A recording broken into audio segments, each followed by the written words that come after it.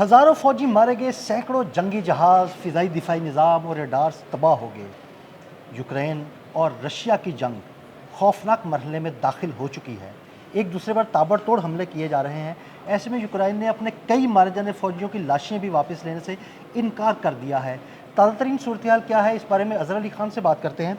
अज़हर भाई, Iran, America और Israel की जंग के दौरान इस जंग के कुछ पहलू जो है ना वो दब गए थे, लेकिन बिल्कुल। दोबारा से ये जंग जो है ना एक खौफनाक मरहले में दाखिल हो चुकी है। क्या ताज़ा तरीन सूरत हाल है, हमारे नाज़रीन को ज़रा बताइएगा। जो लोग ईरान और अमेरिका की जंग को फ़ॉलो कर रहे थे, इसराइल की जंग को फ़ॉलो कर रहे हैं, उनको समझने के लिए इस जंग को सिर्फ यही काफ़ी है कि पिछले 4 साल में रूस और यूक्रेन रोज़ाना की बुनियाद पे वही जंग लड़ रहे हैं जो हमने पिछले 3 महीने पहले से देखनी शुरू की थी। बिल्कुल। यानी हर रोज़ खून, तबाही, बर्बादी, बारूद की बू, यही सब फैला हुआ है।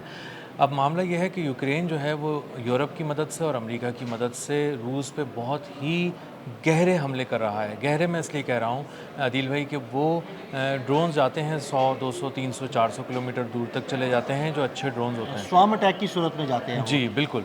लेकिन अब मामला ये है कि यूक्रेन 2500 किलोमीटर अंदर तक हमले कर रहा है अच्छा। और जी, लॉन्ग रेंज ड्रोन्स के ज़रिए कर रहा है। वो दूसरा जो उसका कोना है, साइबेरिया जो जहाँ लगता है रूस का, वहाँ पे जाके ऑयल फैसिलिटीज़ को निशाना बना रहा है और इतने ज़बरदस्त कोऑर्डिनेट्स के साथ निशाना बना रहा है कि ख़ुद रूसी हुक्काम के होश उड़ गए हैं। वो उनकी एक इंटेलिजेंस एजेंसी, उसका नाम है एसबीयू, वो उनको कोऑर्डिनेट्स देती है, वो उनको बताती है कि कहाँ हमले करने हैं। अब वो ऐसी oil refineries, oil facilities, storage facilities और ट्रांसपोर्टेशन, लॉजिस्टिक्स, इन सब को निशाना बना रहे हैं, जो दरअसल रीढ़ की हड्डी की हैसियत रखता है रूस की मईशत में भी और रूस की ऑयल सप्लाईज़ के मामले में भी। और ऐसी ऑयल रिफाइनरीज़ को निशाना बनाया गया है जिनकी सालाना पैदावार तकरीबन 2 crore metric ton crude oil की है। तो 1 करोड़, 2 करोड़ वाली तो उन्होंने लाइन लगाई हुई है। तो अज़हर भाई, अगर वो ऑयल फैसिलिटीज़ को निशाना बना रहा है, रिफाइनरीज़ को निशाना बना रहा है, तो इसका मतलब है कि जो रशिया का ऑयल, इवन वो फॉल्स फ्लैग के ज़रिए ही मुस्लिम मुल्कों को सप्लाई होता था, इवन भारत को भी सप्लाई होता था। तो अगर वो ऑयल फैसिलिटीज़ तबाह हो जाएंगी तो रशिया की मीशत तो बिल्कुल बैठ जाएगी। रशिया की मईशत बैठ रही है, रशिया की मईशत को बहुत गहरे ज़ख़म लगे हैं, उनकी ऑयल एक्सपोर्ट्स बंद हो गई हैं, डीज़ल की एक्सपोर्ट उन्होंने रोक दी है, मुल्क के अंदर ईंधन का बहुत शदीद बहरान है, तवील कतारें फ्यूल स्टेशंस के बाहर लगी हैं कि किसी तरह हमें ऑयल मिल जाए। एविएशन इंडस्ट्री को झटका लगा है क्योंकि कुछ ऐसे ऑयल डिपोज़ भी तबाह किए गए हैं यूक्रेन की जानिब से जो एविएशन इंडस्ट्री को जेट फ्यूल फराहम करते थे। और इसके साथ साथ अगर उनके फाइटर जेट्स जो हैं उनके ऑपरेशन भी तो मुतासर हुए होंगे यकीनन। उनके फाइटर जेट्स के ऑपरेशन मुतासर हुए हैं और कुछ जगहों पे जहां वो मुतासर नहीं हुए तो उन्होंने अपनी रिज़र्व फैसिलिटीज़ से निकाल के देना शुरू किया है। और जब उन्होंने ये काम करना शुरू किया है तो यूक्रेन ने उन रिज़र्व साइट्स को भी निशाना बनाना शुरू कर दिया है और उन्होंने लॉजिस्टिक्स के हवाले से बहुत ही गहरे ज़ख़म लगाए हैं। लॉजिस्टिक में जो उनका ऑयल लेके जा रहा था उसको तबाह किया जा रहा है। भाई, सुपर पावर रशिया और यूक्रेन एक छोटा मुल्क, लेकिन वो ऐसे ताबड़तोड़ हमले कर रहा है, तो क्या रशिया की जानिब से कोई सख्त जवाब नहीं दिया जा रहा? बहुत सख्त जवाब दिया जा रहा है, लेकिन असल में ज़्यादातर मीडिया यूक्रेन को ग्लोरीफाई कर रहा है और उनको दिखा रहा है कि उन्होंने बहुत बड़े बड़े हमले किए हैं। असल में रूस ने बहुत गहरे हमले किए हैं, दूर तक किए हैं, उनके फ़ौजियों की लाशों के ढेर लगा दिए हैं। इस हद तक उनके फ़ौजी मारे हैं यूक्रेन के कि रूस के जानिब से कहा जा रहा है कि अपने फ़ौजियों की आके डोंबास उनका एक इलाका है और कॉन्स्टेंटिनोवा एक इलाका है, वहाँ पे इन्होंने बहुत फ़ौजी मारे यूक्रेन के। और उसके बाद उन्होंने कहा कि हम 6 घंटे की जंग बंदी करते हैं, एक तरफा तौर पे हम हमले रोक देते हैं, आप भी रोक दें, आके अपने फ़ौजियों की लाशें ले जाएं। तो उन्होंने वो लाशें लेने से भी इनकार कर दिया। उन्होंने लाशें लेने से इनकार कर दिया, वो वहाँ पर नहीं आए और उन्होंने कहा अच्छा चलो कोई बात नहीं, तुमने इनकार कर दिया, लेकिन हमने तो टाइम दिया है, हम उस दौरान जंगबंदी रोकेंगे 6 घंटे के लिए और फ़लाँ मकाम पे आ जाना, हम वहाँ से तुम्हें फ़ौजी देंगे, जो तुम्हारे ताबूत हैं वो तुम्हारे हवाले कर देंगे। तो ये ताबूत लेके खड़े रहे और वो लोग नहीं आए।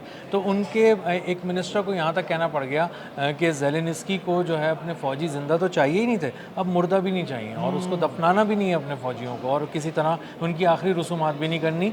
और उनकी फैमिलीज़ बहुत ज़्यादा परेशान हैं और वो चाह रहे हैं कि उनके जो प्यारे मारे गए थे किसी तरह भी उनकी लाशें उनके हवाले की जाएँ, तो लेकिन वो नहीं मिली। ज़ेलेंस्की ने यूरोप और अमेरिका की शह पर इस पूरे खित्ते को जो है ना वो आग में झोंक दिया। बुरी तरह झोंक दिया है, ज़मीन को झोंक दिया है, समंदरों को झोंक दिया है। जो ब्लैक सी है उस पे हमले किए गए हैं। जो एक सी ऑफ अज़ोव है, जो दरअसल एक ऐसा समंदर है जो रशिया और यूक्रेन के दरमियान है। बिल्कुल आपने हुर्मुज़ की तरह एक जंग वहाँ भी तो छिड़ी हुई रशिया है। और यूक्रेन की आपने हरमत समझ लिया जाए। बिल्कुल, वहाँ पे हमले हो रहे हैं। उनके 21 जहाज़ पहले उन्होंने कल रात तक तबाह कर दिए थे, जो हमने रिपोर्ट किए थे। रशिया के? जी, रशिया के जो ऑयल टैंकर से जो लेके जा रहे थे, शैडो यानी फ्लीट था उनका। यूक्रेन ने रशिया के ऑयल टैंकर्स जो हैं उनको तबाह किया। जी, उन पे ड्रोन अटैक्स किए हैं, उनको निशाना बनाया है। और ड्रोन 2 तरह से आए हैं, एक फ़िज़ा में उड़ते हुए आए हैं और दूसरे जो ड्रोन्स हैं वो पानी के ज़रिए आए हैं। और जो Su-35 उनका एक तैयारा है, उसको फुटेज के अंदर दिखाया जा रहा है कि वो शदीद फायरिंग कर रहा है उसके ड्रोन पे, जो पानी के ज़रिए आ रहा था और एक ऑयल टैंकर की तरफ बढ़ रहा है, लेकिन उस ड्रोन को वो नहीं रोक सका, नाकाम रहा और वो टकराया और उसने पूरे उसको तबाह कर दिया ऑयल टैंकर को। तो उन्होंने मजमूई तौर पे तकरीबन 80 घंटे में कोई 23 के करीब ऐसे जहाज़ हैं, 22 जहाज़ ऐसे हैं जिनको निशाना बनाया है उन्होंने और तबाह कर दिया। ये बड़े ऑयल टैंकर से लेके जा रहे थे। और एक बहुत अहम डेवलपमेंट जो अभी कुछ देर पहले हुई है वो ये हुई है कि उन्होंने एक बहुत ही कारी वार किया है यूक्रेन ने, और रशिया और क्रीमिया जो उनका एक इलाका है जो रशिया के ज़ेर इंतज़ाम है, उसके दरमियान उन्होंने ऑयल सप्लाईज़ को मुकम्मल काट दिया है। और क्रीमिया में इस वक्त तेल का बहरान इस कदर शदीद है कि बिजली घर तबाह हो चुके हैं, गैस स्टेशन तबाह हो चुके हैं, फ्यूल स्टेशन तबाह हो चुके हैं और वहाँ पे पूरे पूरे दिन लाइट नहीं है और लोग बैठे हुए हैं और परेशान हो रहे हैं क्योंकि बिजली वहाँ पे दस्तयाब तो नहीं है। अज़हर भाई, इस सारी सूरत हाल में क्या दोनों जानब से सिविलियन आबादी को भी निशाना बनाया जा रहा है? वहाँ पे पहले नहीं बनाया जा रहा था, लेकिन हुआ ये कि यूक्रेन ने पहली बार सारे जंगी आदाब तोड़ते हुए और जंगी उसूल तोड़ते हुए मॉस्को पे हमला किया। और मॉस्को पे जब हमला किया तो उन्होंने एक रात में ही क़यामत ढा दी और हर तरफ से ड्रोन आके गिर रहे थे, मिसाइल्स आके गिर रहे थे और बहुत दूर दूर तक उसके जो स्मोक था वो फैल रहा था, जो धुआं था। उसके बाद एक दिन का गैप लिया रशिया ने और उसके बाद जो कीव है, जो असल में यूक्रेन का दारुल हुकूमत है, उड़ा दिया उसको 600 ड्रोन, 74 से ज़्यादा बैलिस्टिक मिसाइल, और उसके बाद भी वो मारते रहे। और जब तक मारते रहे, जब तक ऐसी तैसी नहीं हो गई, गहरे गड्ढे पड़ गए उन इलाकों के अंदर, इमारतें तबाह हो गई हैं, लोग खड़े नीचे से खड़े होकर ऊपर देख रहे हैं, इमारतें तबाह हो रही हैं, जल रही हैं और मतलब बिल्कुल ही बर्बाद हो चुकी हैं। तो रूस उसी तरह का जवाब दे रहा है, उसके एक एक फ़ौजी को एक एक ड्रोन से मार रहा है रूस। ये भी एक फुटेजेस हैं कि उसमें फ़ौजी भागते जा रहे हैं और थक गए हैं, ड्रोन आराम से उनका पीछा कर रहा है रशिया का। और उसके बाद जब वो थक हार के पूरे बैटल फील्ड के अंदर अकेले भागते भागते थक के गिर गए हैं, तो उसके बाद आके ड्रोन टकराया और उसने उसके परखचे उड़ा दिए फ़ौजी के, यूक्रेनी फ़ौजी के। तो इस वक्त जो है वो ज़ेलेनिस्की इसलिए बहुत ज़्यादा आपको एग्रेसिव नज़र आ रहे हैं क्योंकि उनको नेटो समिट में डोनाल्ड ट्रंप से शाबाशी वसूल करनी थी। नेटो को बताना था कि वो आपसे जो 6 अरब यूरो मैं मांग रहा हूँ फौरी तौर पे जंग के लिए, वो इसलिए मांग रहा हूँ कि हमारी परफॉर्मेंस बहुत अच्छी है। और उसकी तारीफ़ भी की है ज़ेलेनिस्की की डोनाल्ड ट्रंप ने, और कहा है कि आपकी कारकर्दगी बड़ी बेहतर रही है। और उसने अपने आप को रीगेन करके वापस आया है एक तरह से ज़ेलेनिस्की, और उसने कोशिश ये की है कि अब रूस को की ऑयल नर्व को निशाना बनाए। अब वो उसकी एक्सपोर्ट्स तोड़ रहा है, उसकी मईशत को तोड़ रहा है, उसके ऑयल की जो रिफाइनरीज फैसिलिटीज़ और मुख्तलिफ़ किस्म के डिपो हैं उनको उड़ा रहा है। और अब हालात ये हो गए हैं रूस की फ़ौज में ख़ास तौर पे कि वो दूध के ट्रकों में ऑयल सप्लाई कर रहे हैं और दिखा रहे हैं कि ये तो दूध का ट्रक जा रहा है लेकिन उसमें ऑयल सप्लाई हो रही है। तो इस वक्त दोनों तरफ से बहुत शदीद हमले हो रहे हैं। और आखिरी बात अगर हम इस हवाले से ले लें कि रूस क्या कर रहा है, रूस इन बहुत सारे हमलों से बहुत ज़्यादा परेशान हो चुका है, ज़िच हो चुका है, और अब वो एक बहुत बड़े हमले की तैयारी कर रहा है। और ख़ुद जो डोनाल्ड ट्रंप हैं वो ज़ेलेनिस्की को ये बात बता रहे थे कि अब तुम्हारे ऊपर एक बड़ा हमला कुछ ये होगा। इंटेलिजेंस रिपोर्ट भी सामने आई है ना इसी हवाले से कि जी।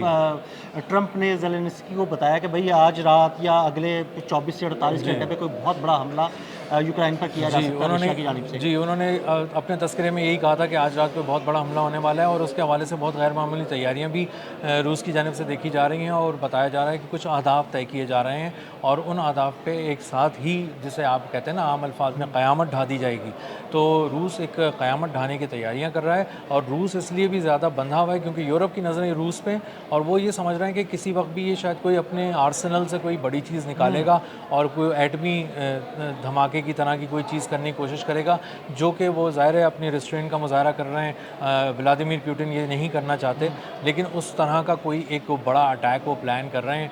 और बहुत ज़्यादा इसकी इन्फॉर्मेशन है, बहुत ज़्यादा इसको डिस्कस किया जा रहा है वेस्टर्न मीडिया में, और तवक्को ये की जा रही है कि एक बहुत बड़ा हमला होने वाला है और ज़ेलेंस्की भी उसके लिए ज़हनी तौर पे तैयार है। बहुत शुक्रिया अज़हर भाई ने बड़ी तफसील के साथ रशिया और यूक्रेन जंग के बारे में आपको बताया। मज़ीद अपडेट्स के लिए फॉलो करते रहें। अदील अहमद और अज़हर अली ख़ान को इजाज़त दीजिएगा। अल्लाह हाफ़िज़।